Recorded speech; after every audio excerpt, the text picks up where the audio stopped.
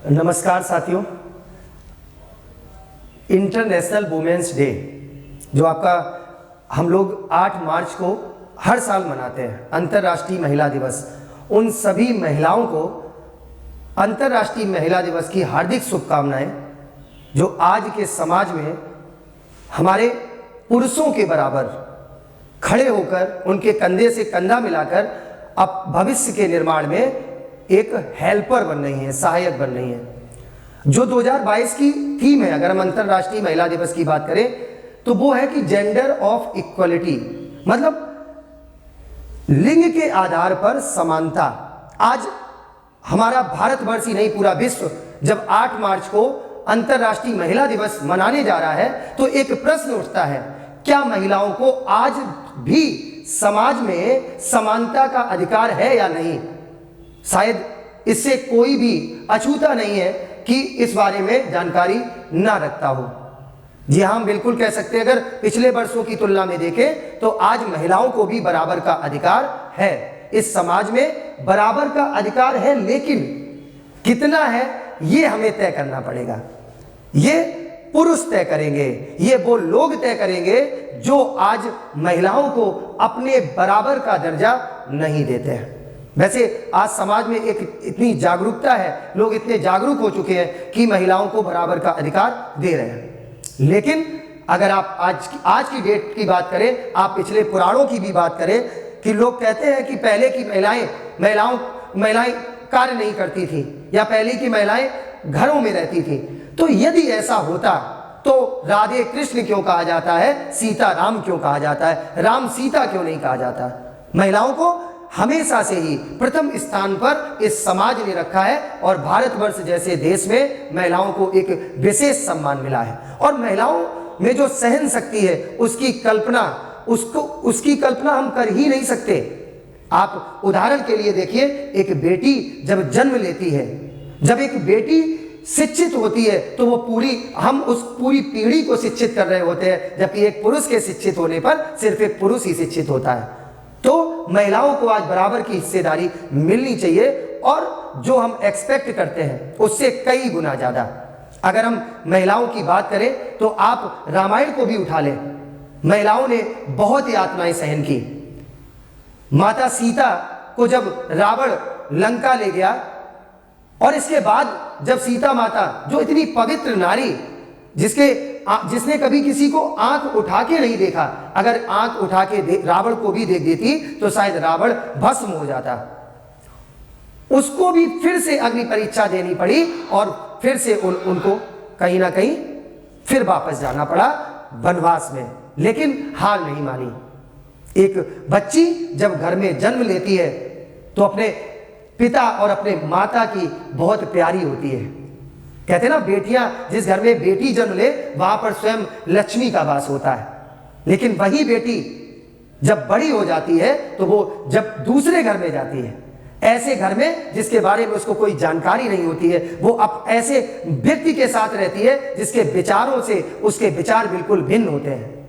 लेकिन वो महिला दूसरे घर को अपना घर मानकर और पूरे घर और परिवार का ख्याल रखती है। इससे बड़ा त्याग और क्या हो सकता है? शायद पुरुष उस त्याग तक नहीं पहुंच सकता है। इसमें ये कड़वा सच है जो हमें आज की समय में समझना पड़ेगा। महिलाएं निरंतर हर क्षेत्र में अपने आप को साबित कर रही हैं। सिर्फ मैं ये भी मानता हूं कि महिलाएं अगर हर क्षेत्र में अपने आप को साबित कर रही है तो उसमें पुरुषों का बहुत बड़ा योगदान है। जी हाँ, लेकिन अगर आप बहुत से ऐसे रूरल एरिया में जाइए जहां पे आज भी महिलाओं को या बच्चियों को शिक्षा के प्रति लोग इतना जागरूक नहीं है कि उनको शिक्षा दे पाए, या ये कह देते हैं कि हमें क्या पढ़ा लिखा के करना है, 12th करना ही बहुत है, 12th ही काफी है। आप अगर पहले के भी समय को देखें तो संतोष यादव, मैं एक उदाहरण लेना चाहूंगा, 9th क्लास में एक चैप्टर है इंग्लिश में, the reach for the top. Santosh Yadav नाम की एक लड़की जो ऐसे गांव से बिलोंग करती थी जहां पर महिलाओं को शिक्षा तक का अधिकार नहीं था, जहां पर महिलाओं को अपने गांव में, बच्चियों को अपने गांव में ही पढ़ना पड़ता था।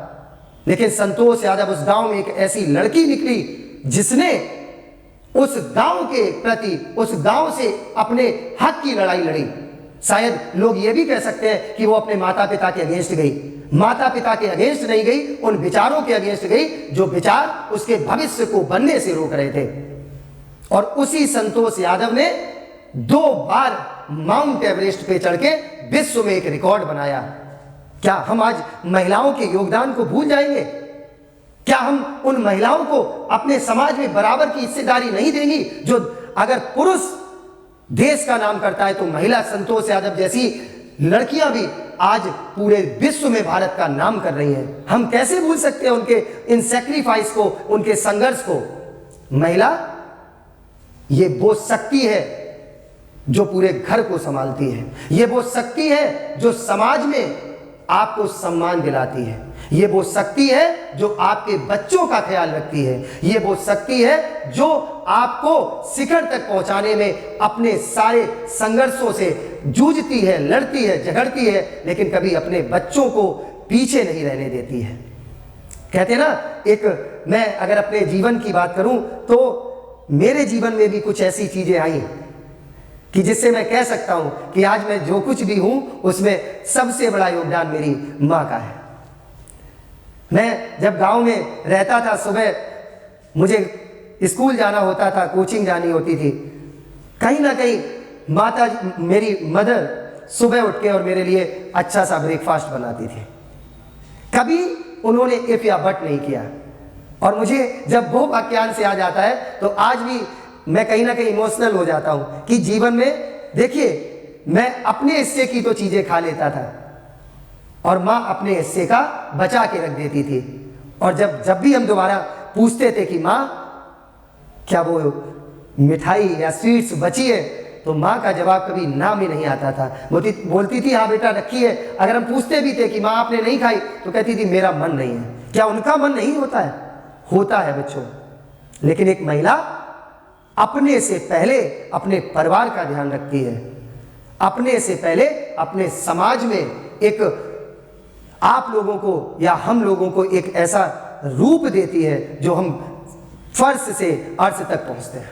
तो महिलाओं के योगदान को हम कभी भी नहीं भूल सकते हैं। नारी चाहे लक्ष्मी बाई के रूप में आई हो, चाहे संतोष यादव के रूप में आई हो, चाहे एवलिन लैनी के रूप में आई हो, चाहे मारिया शारापोवा के रूप में आई हो, चाहे वो किसी रूप में आई हो, लेकिन उन्होंने भी आज समाज में एक अपना सम्मान खुद वापस पाया है। तो आज इस अंतर्राष्ट्रीय महिला दिवस पे मैं सिर्फ इतना कहना चाहूंगा कि हर व्यक्ति को अपनी बच्चियों को भी अपने बच्चों के बराबर अधिकार देने चाहिए, चाहे वो गांव से हो, चाहे वो शहर से हो, चाहे देहात से हो। आप उनके लिए भी अवसर दीजिए, उनको अवसर प्रदान करिए, जिससे वो आपका और समाज में एक अपने आप को स्थापित कर सके और वो भी कह सके हाँ मैं बेटी हूं, मैं लड़ सकती हूं, मैं झगड़ सकती हूं अपने भविष्य के लिए, अपने लोगों के लिए, अपने समाज के लिए। तभी हम अंतर्राष्ट्रीय महिला दिवस मना सकते हैं। और अंतर्राष्ट्रीय महिला दिवस सिर्फ एक दिन के लिए नहीं, ये उन 365 दिनों के लिए है, जब तक कि महिलाओं को समाज में बराबर का अधिकार नहीं मिल जाता है। अगर आप लोग मेरी इस बात से सहमत हैं तो आप इस वीडियो को ज़्यादा से ज़्यादा शेयर करें, और आपके एक शेयर से शायद किसी एक ऐसे व्यक्ति में भी बदलाव आ जाए जो किसी ना किसी कारणवश कहीं ना कहीं अपने आप को उस बात को मनाने के लिए एग्री नहीं हो पा रहा है कि मैं अपनी बच्चियों को भी बराबर का सम्मान देना है। तो आप लोगों को फिर से मैं कह दूं कि महिलाओं को आगे बढ़ाने में पुरुषों का सबसे बड़ा योगदान है, और हम ही वो पुरुष हैं जो महिलाओं को बराबर का अधिकार दे सकते हैं। तो आज की इस महिला दिवस पर, अंतर्राष्ट्रीय महिला दिवस पर, हम लोगों को एक प्रण लेना होगा कि अगले अंतर्राष्ट्रीय महिला दिवस पर मैं यहाँ पर खड़े होकर ये बात नहीं कर रहा हूँगा कि महिलाओं को बराबर का सम्मान मिले, बल्कि ये कह रहा हूँगा कि महिलाओं को ये सम्मान इस एक साल में मिले हैं, ये उन लोगों को दर्जे मिले हैं जिससे आज वो अपने समाज में गर्व के साथ कह पा रही हैं कि हाँ मैं भी कर सकती हूँ, हाँ मैं भी करूँगी और मैं भी अपने देश का नाम रोशन करूँगी। धन्यवाद। जय हिंद, जय भारत।